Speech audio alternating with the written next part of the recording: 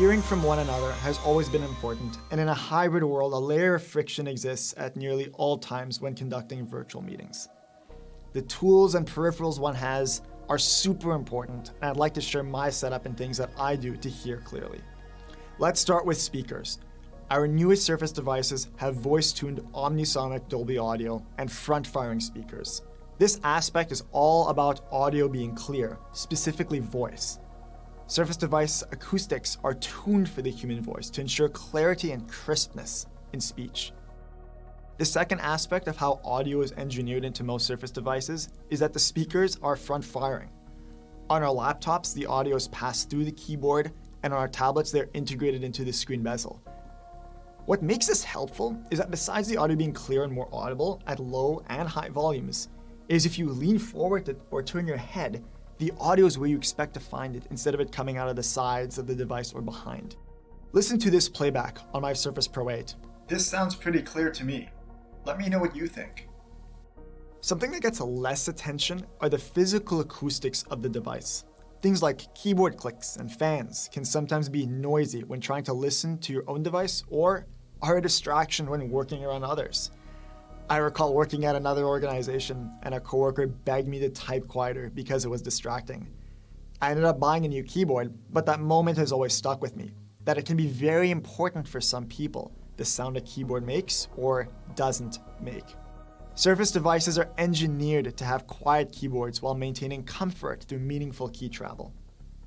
The same intent of quiet engineering extends to the active cooling systems and fans on our devices.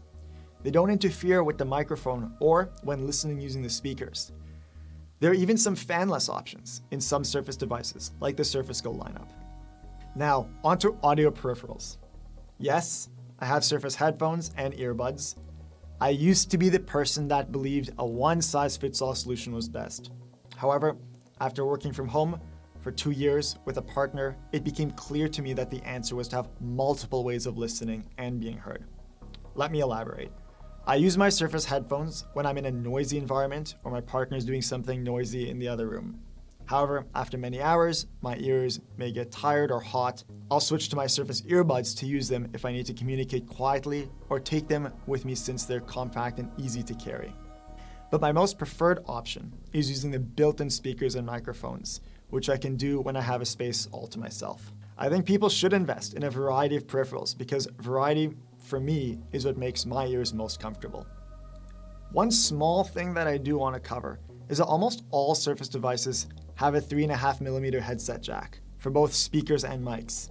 Yes, there have been times where I'm in a bind or trying to conserve battery on devices and accessories and can use the wired connection. Some modern PCs and tablets don't ship with 3.5mm jacks, and while I own USB-C and Lightning to 3.5mm dongles, the convenience of just having this port is great, and it's wonderful to have one less dongle to carry, and most importantly, having this permits people who already made investments in personal audio accessories to use it without restriction.